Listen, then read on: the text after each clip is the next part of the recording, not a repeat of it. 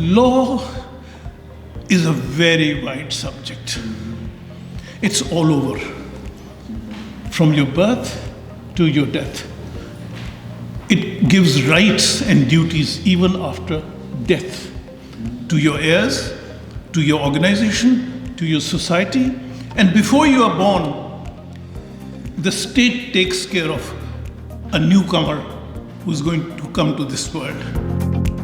It's a personality-making subject. There are only 5 subjects to my mind which are personality-making, which give you a sense of debate, which give you discourse, which give you speech, which gives you competitive argumentation.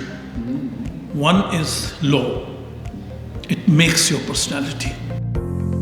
Law जो है वो एक boring subject नहीं है कि जिसमें आपने rules and regulations याद रखनी है और उनकी पुराने केसेस के रेफरेंस कर करके आपने जो है फैक्ट इस्टेब्लिश करना है।